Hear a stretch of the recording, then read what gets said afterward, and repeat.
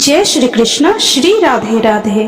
भक्तजनों, बंधुजनों, आप सभी को ज्येष्ठ मास के शुक्ल पक्ष की एकादशी निर्जला एकादशी व्रत की हार्दिक शुभकामनाएं। आप सभी का आपके इस चैनल ब्राह्मण देव कन्या में बहुत बहुत स्वागत है। आज हम इस वीडियो में ज्येष्ठ मास के शुक्ल पक्ष की एकादशी तिथि व्रत की कथा सुनेंगे। तो बोलिए जय श्री कृष्ण। युधिष्ठिर ने कहा, हे जनार्दन, ज्येष्ठ मास के शुक्ल पक्ष में जो एकादशी पड़ती हो, कृपया उसका वर्णन कीजिए।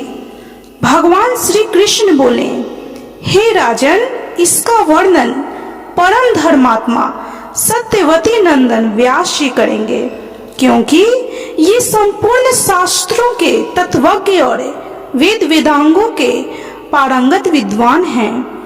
तब वेद व्यास जी कहने लगे, दोनों ही पक्षों की एकादशियों के दिन भोजन ना करें। द्वादशी के दिन स्नान आदि से पवित्र हो, फूलों से भगवान केशव की पूजा करें। फिर नित्य कर्म समाप्त होने के पश्चात पहले ब्राह्मणों को भोजन देकर अंत में स्वयं भोजन करें। हे राजन, जनाना शौच और मरना शौच में भी एकादशी को भोजन नहीं करना चाहिए। यह सुनकर भीमसेन बोले, परम बुद्धिमान पितामह, मेरी उत्तम बात सुनिए। राजा युधिष्ठिर, माता कुंती, द्रौपदी, अर्जुन, नकुल और सहदेव ये एकादशी को कभी भोजन नहीं करते तथा मुझसे भी हमेशा यही कहते हैं कि भीमसेन, तुम भी एकादशी को न खाया करो। किंतु मैं उन लोगों से यही कहता हूँ कि मुझसे भूख नहीं सही जाएगी। भीमसेन की बात सुनकर व्यास जी ने कहा, यदि तुम्हें स्वर्ग लोक की प्राप्ति अभीष्ट है और नरक को दूषित समझते हो तो दोनों पक्षों की एकादशियों के दिन भोजन न करना। भीमसेन बोले, महाबुद्धिमान पितामह, मैं आपके सामने सच्ची बात कहता हूँ। एक बार भोजन करके भी मुझसे व्रत नहीं किया जा सकता, फिर उपवास करके तो मैं रह ही कैसे सकता हूँ।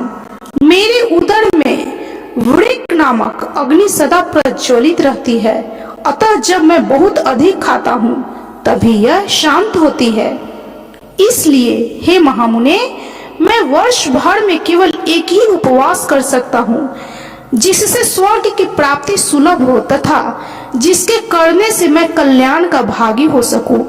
ऐसा कोई एक व्रत निश्चय करके बताइए, मैं उसका यथोचित रूप से पालन करूंगा। व्यास जी ने कहा, हे भीमसेन, ज्येष्ठ मास में सूर्य वृष राशि पर हो या मिथुन राशि पर शुक्ल पक्ष में जो एकादशी हो, उसका यत्न पूर्वक निर्जल व्रत करो। केवल कुल्ला या आचमन करने के लिए मुख में जल डाल सकते हो, उसको छोड़कर किसी प्रकार का जल विद्वान पुरुष मुख में न डालें, अन्यथा व्रत भंग हो जाता है। एकादशी को सूर्योदय से लेकर दूसरे दिन के सूर्योदय तक मनुष्य जल का त्याग करे तो यह व्रत पूर्ण होता है। तदंतर द्वादशी को प्रभात काल में स्नान करके ब्राह्मणों को विधि पूर्वक जल और स्वर्ण दान करें। इस प्रकार सब कार्य पूरा करके जितेंद्रिय पुरुष ब्राह्मणों के साथ भोजन करें। वर्ष भर में जितनी एकादशियां होती हैं, उन सब का फल निर्जला एकादशी के सेवन से मनुष्य प्राप्त कर लेता है, इसमें तनिक भी संदेह नहीं है। शंख चक्र और गदा धारण करने वाले भगवान श्री हरि विष्णु केशव ने मुझसे कहा था कि यदि मानव सबको छोड़कर एकमात्र मेरी शरण में आ जाए और एकादशी को निराहार रहे तो वह सब पापों से छूट जाता है। एकादशी व्रत करने वाले पुरुष के पास विशाल काय, विकराल आकृति और काले रंग वाले दंड पाशधारी भयंकर यमदूत नहीं आते। अंत काल में पीताम्बरधारी, सौम्य स्वभाव वाले, हाथ में सुदर्शन धारण करने वाले और मन में समान वेगशाली विष्णु दूत आखिर इस वैष्णव पुरुष को भगवान श्री हरि विष्णु के धाम में ले जाते हैं। अतः निर्जला एकादशी को पूर्ण यत्न करके उपवास और श्री हरि का पूजन करो। स्त्री हो या पुरुष, यदि उसने मेरु पर्वत के बराबर भी महान पाप किया हो तो वह सब इस एकादशी व्रत के प्रभाव से भस्म हो जाता है। जो मनुष्य उस दिन जल के नियम का पालन करता है वह पुण्य का भागी होता है। उसे एक एक प्रहर में कोटि कोटि स्वर्ण मुद्रा दान करने का फल प्राप्त होता। सुना गया है मनुष्य निर्जला एकादशी के दिन स्नान, दान, जप, होम आदि जो कुछ भी करता है वह सब अक्षय होता है। यह भगवान श्री कृष्ण का कथन है। निर्जला एकादशी का विधि पूर्वक उत्तम रीति से उपवास करके मानव वैष्णव पद को प्राप्त कर लेता है। जो मनुष्य एकादशी के दिन अन्न खाता है वह पाप का भोजन करता है। इस लोक में वह चंडाल के समान है और मरने पर दुर्गति को प्राप्त होता है। जो ज्येष्ठ के शुक्ल पक्ष में एकादशी को उपवास करके दान करेंगे वे परम पद को प्राप्त होंगे। जिन्होंने एकादशी को उपवास किया है वे ब्रह्म हत्यारे, शराबी, चोर तथा गुरुद्रोही होने पर भी सब पातकों से मुक्त हो जाते हैं। हे कुंती नंदन, निर्जला एकादशी के दिन श्रद्धालु स्त्री पुरुषों के लिए जो विशेष दान और कर्तव्य विहित है उन्हें सुनो। उस दिन जल में शयन करने वाले भगवान विष्णु का पूजन और जलमयी धेनु का दान करना चाहिए अथवा प्रत्येक धेनु या घृतमयी धेनु का दान उचित है। पर्याप्त दक्षिणा और भांति भांति के मिष्ठानों द्वारा यत्न पूर्वक ब्राह्मणों को संतुष्ट करना चाहिए। ऐसा करने से ब्राह्मण अवश्य संतुष्ट होते हैं और उनके संतुष्ट होने पर श्री हरि मोक्ष प्रदान करते हैं। जिन्होंने श्रम, दम और दान में प्रवृत्त हो श्री हरि की पूजा और रात्रि में जागरण करते हुए इस निर्जला एकादशी का व्रत किया है उन्होंने अपने साथ ही बीती हुई 100 पीढ़ियों को और आने वाली 100 पीढ़ियों को भगवान वासुदेव के परम धाम में पहुंचा दिया है। निर्जला एकादशी के दिन अन्न, वस्त्र, गौ, जल, शैया, सुंदर आसन, कमंडलू तथा छाता दान करने चाहिए।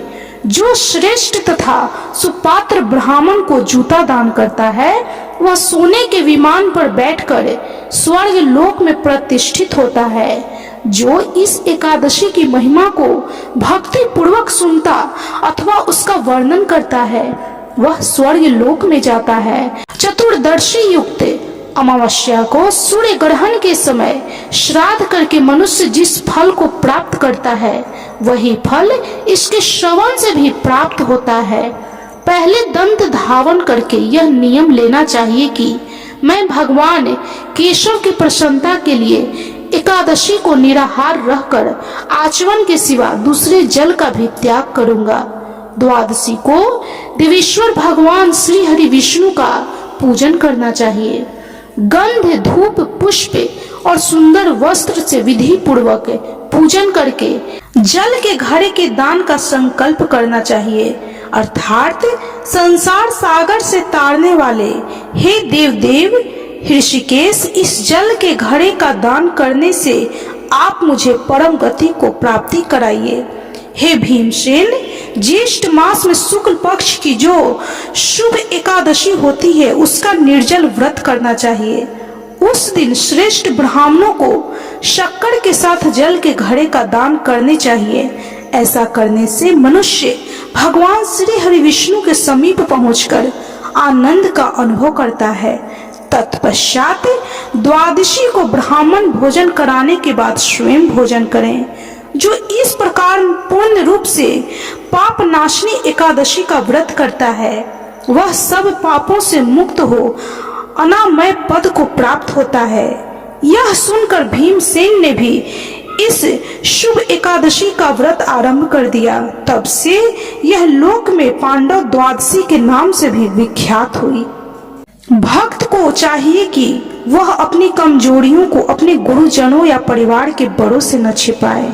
उन पर विश्वास रखते हुए अपनी समस्या उन्हें बताएं, ताकि वे उसका कोई उचित उपाय बताएं तथा बताए गए उपाय पर श्रद्धा और विश्वास पूर्वक अमल करना चाहिए। अपने पितामह व्यास जी की कृपा से भीमसेन भी एक एकादशी का व्रत करके सभी एकादशियों का फल प्राप्त करके स्वर्ग के भागी बने। भक्तजनों, इस प्रकार ज्येष्ठ मास के शुक्ल पक्ष की एकादशी निर्जला एकादशी व्रत की यह कथा संपूर्ण हुई। तो बोलिए भगवान श्री हरि विष्णु की जय, माता तुलसी की जय, मां लक्ष्मी की जय, समस्त देवी देवताओं की जय। भक्तजनों, बंधुजनों, आपको यह कथा कैसी लगी कमेंट अवश्य करें। यदि आपको यह कथा अच्छी लगी हो तो प्लीज वीडियो को लाइक कीजिए। चैनल पे यदि नए हैं तो कृपया चैनल को सब्सक्राइब कर बेल आइकन को प्रेस करना बिल्कुल भी ना भूलें और कमेंट में जय श्री कृष्णा अवश्य लिखें।